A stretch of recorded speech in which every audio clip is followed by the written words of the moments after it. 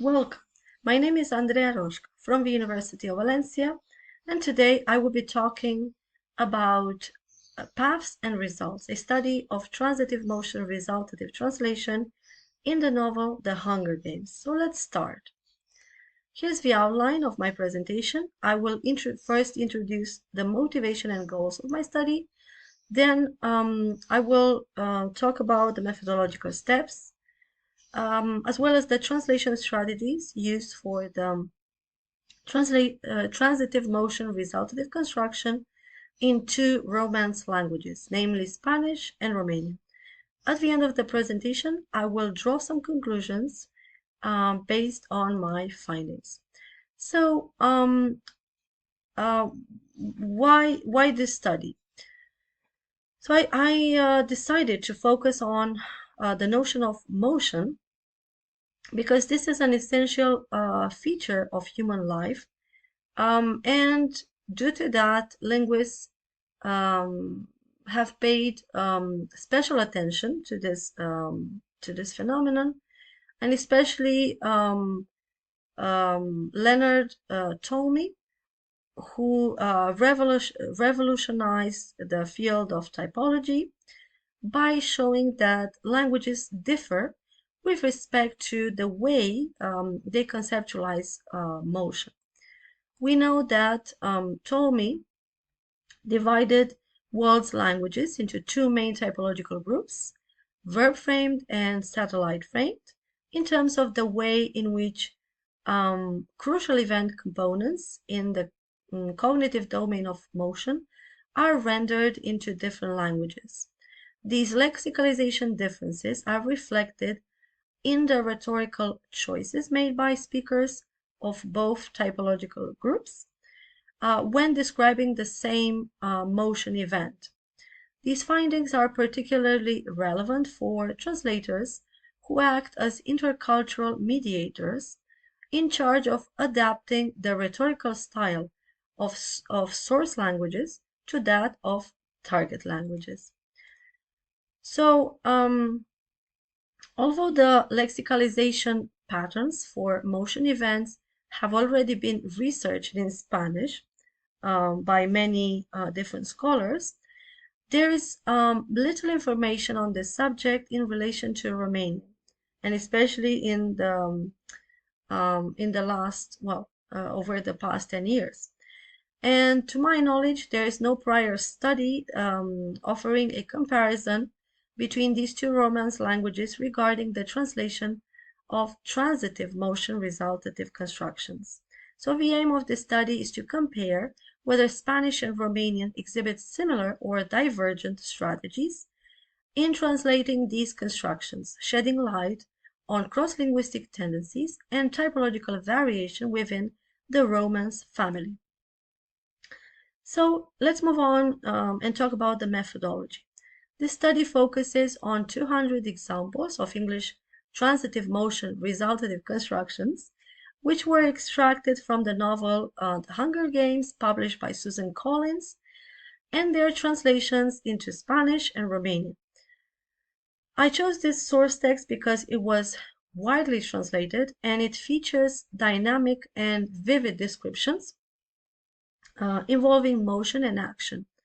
Regarding the classification of resultatives in English, I rely on Peña 2017 as it represents the most recent taxonomy for resultatives, and it aims to reconcile previous typologies, those proposed by Goldberg and Jackendorf and Luzondo.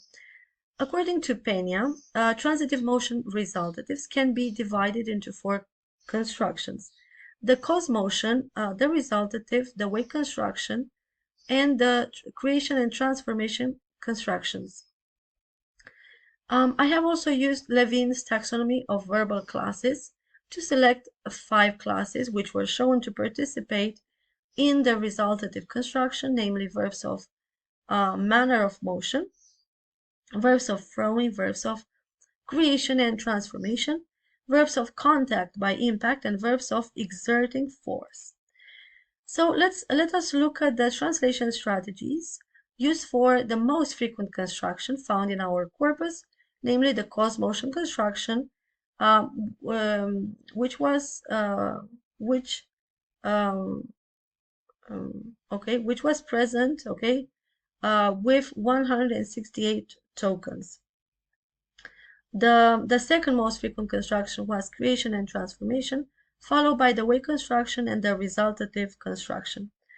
The cause-motion construction is based on the cause-motion schema, involving a human being who causes the motion of an entity to or from a spatial location. At the semantic level, the cause-motion construction is represented abstractly as X causes Y to move Z, where Z is a path or location. Here, I'm illustrating a table. I'm showing a table with the most, the 37 combinations of translation strategies for the cause-motion construction in Spanish and Romanian. As you can see, the numbers were displayed in raw frequency and relative frequencies, okay? And I highlighted in yellow the three most productive translation combinations for both Romance languages. They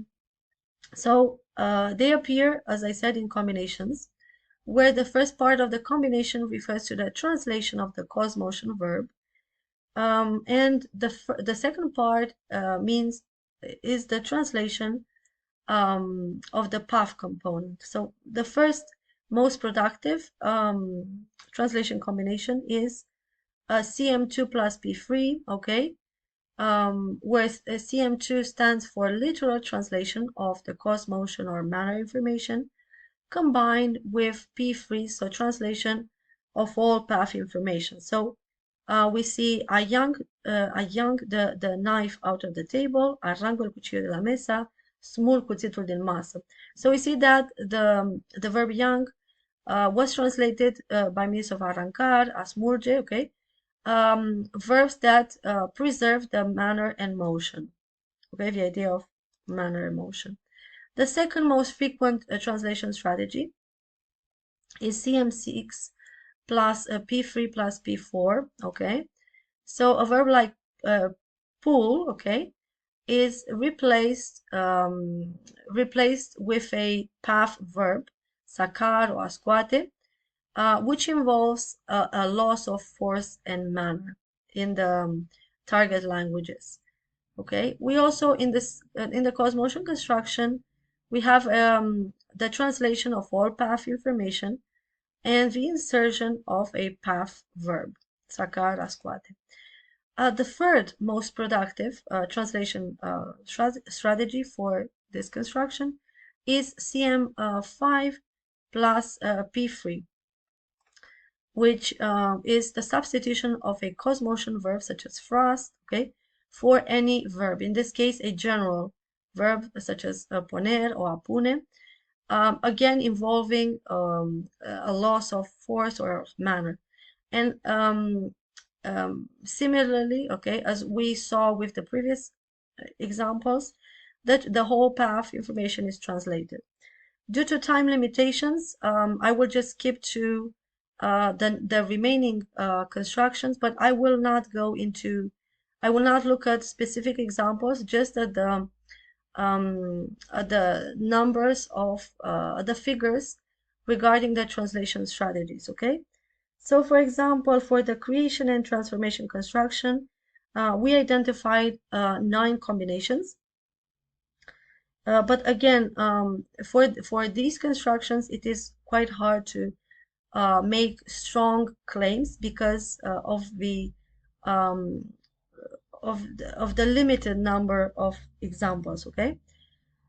But we can see that in both Spanish and Romanian, the most frequent translation strategy is CP1 plus R1, okay, which means literal translation of the verb of creation and transformation combined with literal translation of the result information. And after that, what we see is a tendency for both languages to part ways, okay? For example, Spanish prefers to combine the substitution of a creation verb for a general verb, okay, with a literal translation of the result information. By contrast, we see that in Romanian we have literal translation of the creation verb combined with a substitution of the created entity for a specific entity, so particularization. Right. Now the way construction, here we there were only 13 examples. We identified 13 combinations. And so there are many translation strategies that display the same relative frequency, but we can see that across languages, okay, we see that the most frequent strategy could be MM4 plus P3 plus P4, okay? So this means that there is a light verb, okay, that is replaced with a general motion verb, and then we have translation of all path information combined with a path verb. Again, as it happened with the creation and transformation construction, these languages start to show differences, okay, in terms of the frequency of translation strategies. For example,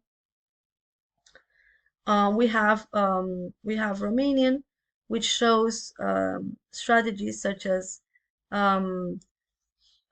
MM2 plus P3, okay? Okay, so this means that the manner of motion manner of motion verb is replaced with an equivalent a manner verb or an equivalent manner expression. Okay, and again we have a translation of all path information.